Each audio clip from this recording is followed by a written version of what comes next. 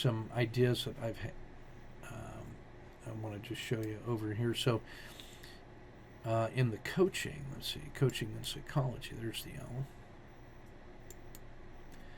L. So I'm going to add in. I've added in a bunch of files in this section. There's a really good one from Patrick Birch.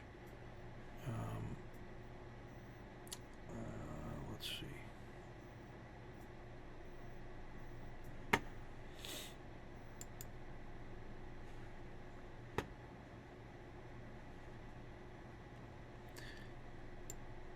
I say it's in here, and now it better be here. No, shoot.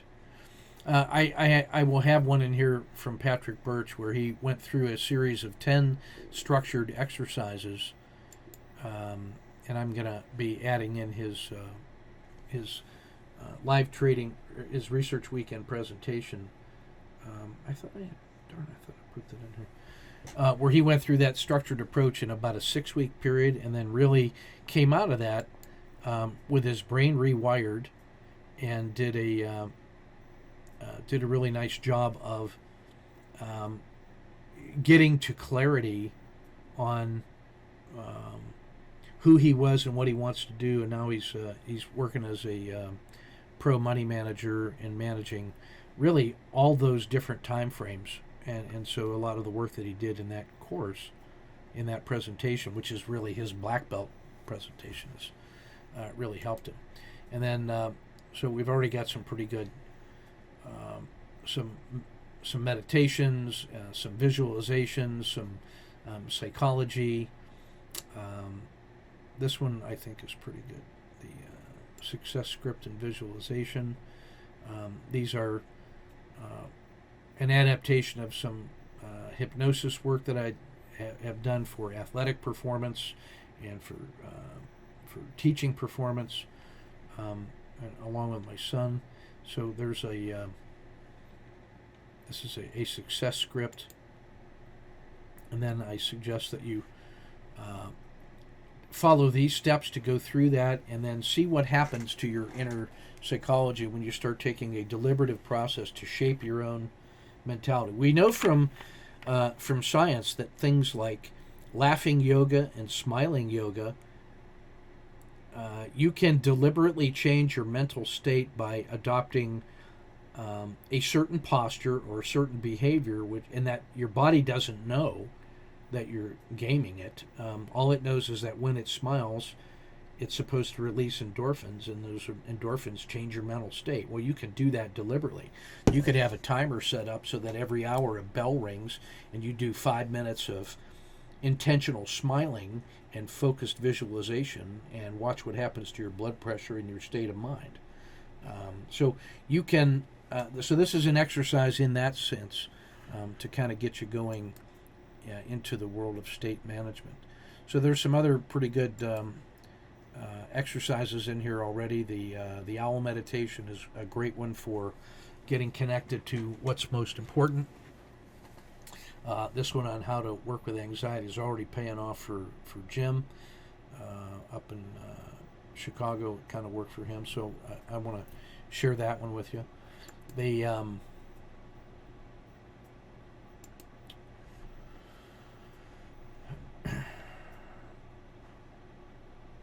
The strategic and systems. Well, first of all, I should say the boot camp. So the boot camp one is live and active right now, and this is kind of like the immediate action, how to get rapidly into the game and get things going with the most important elements of the ecosystem, how to think about learning and acquiring professional knowledge, and how we use the coaching, and then the base camp specific guidances on systems and approaches and chain trading and swing trading, and then some ideas on what we're calling core and turbo, the visual box trading, and then the multi-time frame lens analysis. That's all there. The strategic and systems thinking one turns out to be pretty slick. So I got about 145 lessons on this one, and I'll just let you scroll through here. But these are some technical things about how to map your preparation process to all the way to thinking hard about um, you know science, art, and craft knowledge. So there's a ton of the WMB strategy, auto framers, core and turbo, using statistics to structure your trading with a case example of 16R and silver, how to deal with sideways quiet channels, how to think about the risk Z concept, RLFF strategies. Jeff's Dragon and Snow on Hunting are examples of black belt presentations from live trading workshops and research weekends that show some systems in action. Specific examples like the Williams percent R versus the Tortoise NDX, the 2R battle drill, how to work with the VWAP. So these are all things that are kind of are outside of the specific systems, but they're more of like strategies and approaches.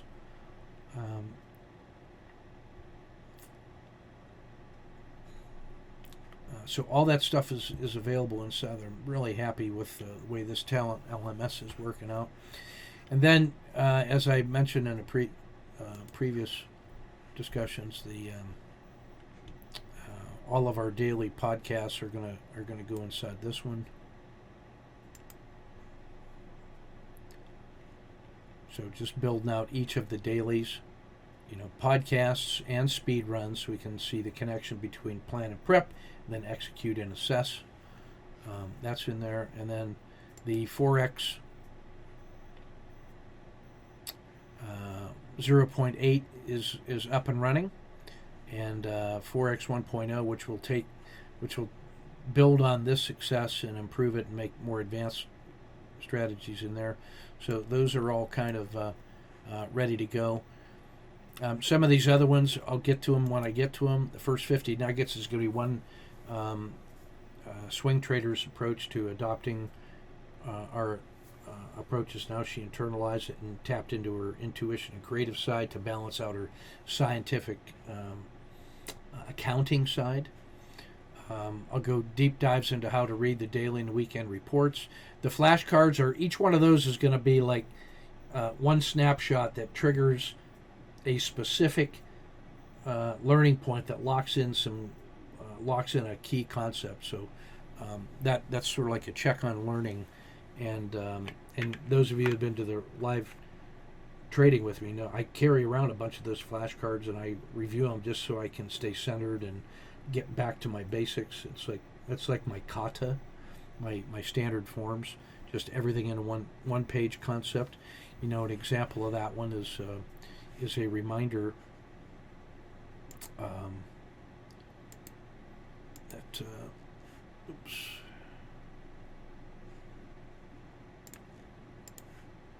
Where is it? There we go.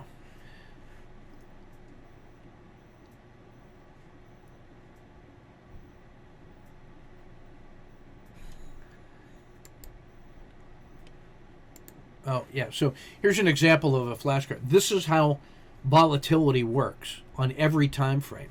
You get some kind of blue normalish thing going on, and then suddenly something happens and it breaks out beyond all recognition, and volatility goes way up. Then after it crosses over its 10-period moving average, you get this long decay back into something like previous bounds of volatility. So volatility is not symmetrical.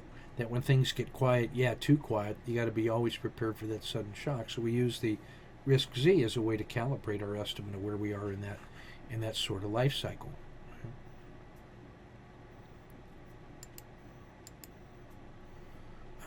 An example of a owl entry and a Z3 breakout, and then a P1, and then an RLXD, and then recovering.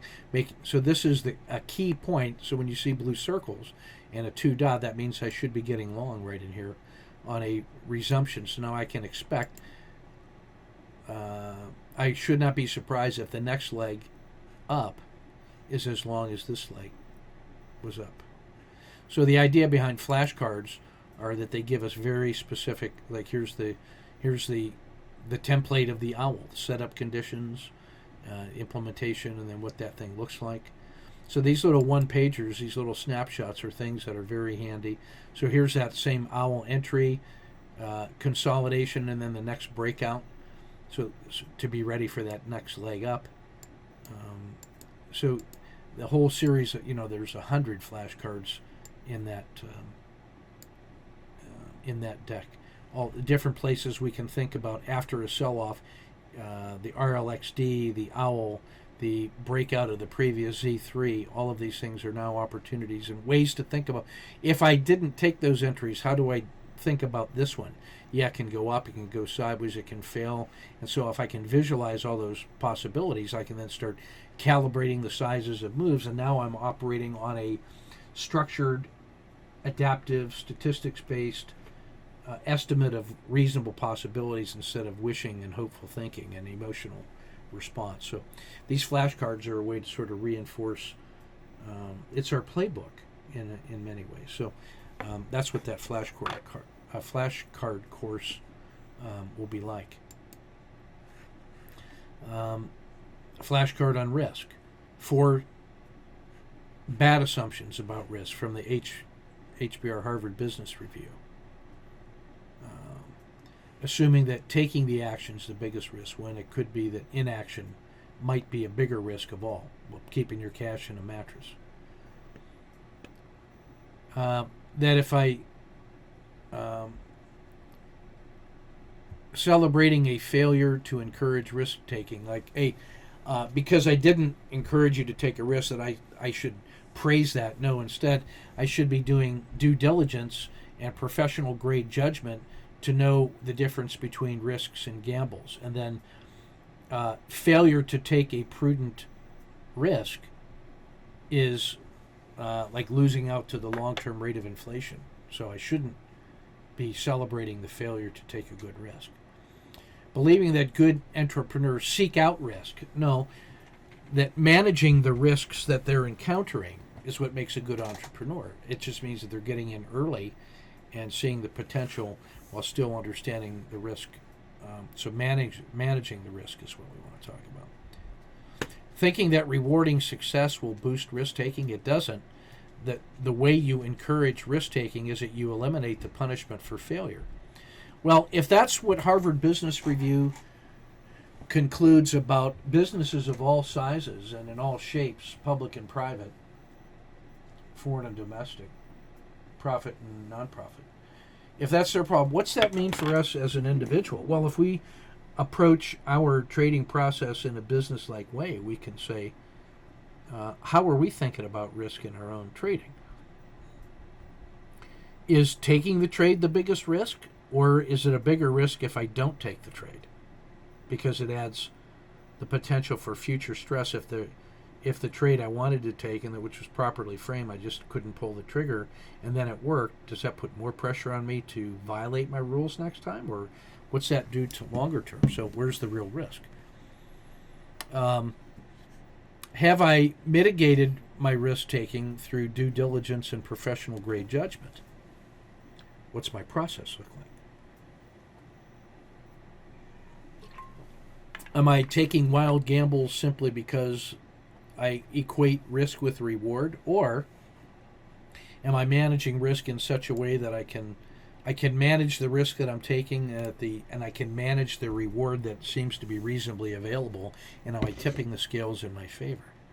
And am I psychologically processing the results of the trade in such a way that I understand what failure means, and that recognizing the failure already carries with it the corrective information. Like when you lose money on the trade, the failure was the failure of that trade to follow through, not your failure for taking the trade, unless you did it for wrong reasons.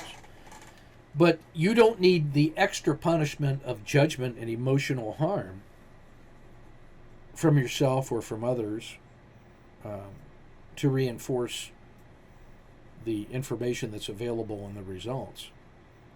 So we can now think about these categories of risks that Harvard has done a nice job for us understanding the way businesses look at risk. We can look at ourselves as a business, as a collection of processes designed to have a long-term, systematic, disciplined relationship with the markets as a way to add value, create value robustly. Well, we can think about these four elements of risk in our own operations and draw some conclusions. So that's one of the lessons that will be in the psychology and in the systems and strategy. So there may be a little bit of overlap in those courses, but you'll know that when you see it. So I think that's everything I wanted to cover tonight, pending your questions. I'll stop the tape there, or I'll give you guys a chance for questions or comments.